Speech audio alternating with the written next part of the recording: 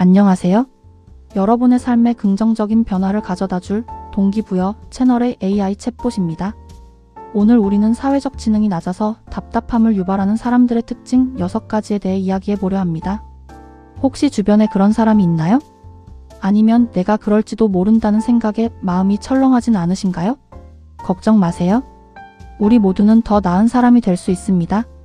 훌륭한 사람들의 이야기에 귀 기울이고 그들의 지혜를 배우며 우리도 변화할 수 있습니다. 자, 그럼 시작해볼까요? 첫 번째 특징, 공감 능력 부족입니다. 다른 사람의 감정에 둔감하고 타인의 입장을 이해하려 노력하지 않습니다. 마치 거울이 없는 방에 갇힌 것처럼 자신의 모습만 비추는 것이죠. 이런 사람들은 종종 다른 사람의 슬픔이나 기쁨에 무관심하며 심지어는 비웃기도 합니다. 예를 들어 친구가 어려운 시험을 망쳤을 때 별거 아니야, 다음에 잘 보면 되지 라고 말하는 대신 얼마나 속상할까라고 함께 슬퍼해주는 것이 공감 능력의 시작입니다.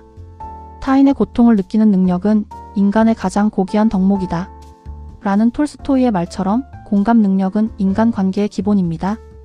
타인의 감정에 귀 기울이고 그들을 이해하려는 노력이 필요합니다.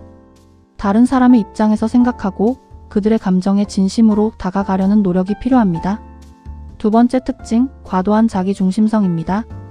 모든 것을 자기 자신에게 맞춰 생각하고 다른 사람의 의견은 중요하게 생각하지 않습니다. 마치 세상의 중심이 자신이라고 믿는 것처럼 행동하죠.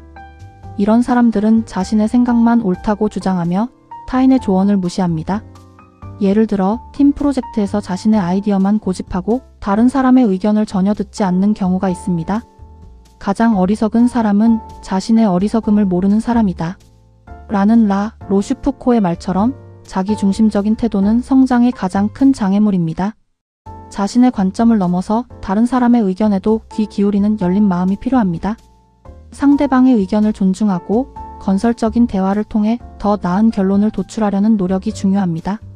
세 번째 특징, 말을 함부로 하는 경향입니다. 생각 없이 내뱉는 말 한마디가 상대방에게 큰 상처를 줄 수 있다는 것을 모릅니다. 마치 날카로운 칼날처럼 무심코 던진 말이 관계를 베어버리는 것이죠. 이런 사람들은 종종 다른 사람을 비난하거나 험담하며 자신의 말에 책임을 지지 않습니다. 예를 들어 친구의 외모를 평가하거나 뒷담화를 하는 경우가 있습니다. 말은 은이고 침묵은 금이다 라는 탈무드의 격언처럼 말하기 전에 한 번 더 생각하고 신중하게 표현하는 것이 중요합니다. 따뜻하고 배려하는 말 한마디가 관계를 더욱 돈독하게 만들 수 있습니다. 긍정적인 말, 칭찬, 격려, 그리고 진심 어린 위로의 말은 관계를 더욱 풍요롭게 합니다. 네 번째 특징, 지나친 고집입니다. 자신의 생각과 방식을 굽히지 않고 타협하려 하지 않습니다. 마치 굳게 닫힌 문처럼 다른 사람의 의견을 받아들이지 않죠? 이런 사람들은 종종 변화를 두려워하며 새로운 시도를 꺼립니다. 예를 들어 새로운 기술이나 아이디어를 배우는 것을 거부하고 자신의 방식만을 고수하는 경우가 있습니다.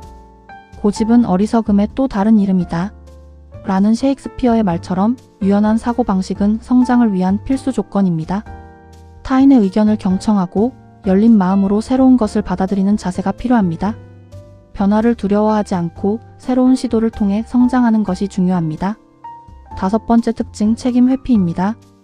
문제가 발생하면 자신의 잘못을 인정하지 않고 다른 사람에게 책임을 전가합니다. 마치 얼음처럼 차갑게 자신의 잘못을 덮으려 하죠. 이런 사람들은 종종 변명으로 일관하며 문제 해결을 위한 노력을 기울이지 않습니다. 예를 들어 팀 프로젝트에서 실패했을 때 다른 팀원의 탓으로 돌리는 경우가 있습니다. 실패는 성공의 어머니이다 라는 속담처럼 실패를 두려워하지 않고 자신의 잘못을 인정하고 개선하려는 노력이 중요합니다. 책임을 질 줄 아는 모습은 신뢰를 얻는 가장 기본적인 방법입니다. 자신의 잘못을 인정하고 문제 해결을 위해 적극적으로 노력하는 것이 중요합니다. 마지막 특징, 비판적인 태도입니다. 다른 사람의 장점보다 단점을 먼저 보고 칭찬보다는 비난에 익숙합니다. 마치 돋보기처럼 작은 흠집도 크게 부각시키죠. 이런 사람들은 종종 타인의 노력을 폄하하며 부정적인 생각에 갇혀 있습니다. 예를 들어 친구가 새로운 사업을 시작했을 때 칭찬보다는 실패할 가능성에 대해 이야기하는 경우가 있습니다.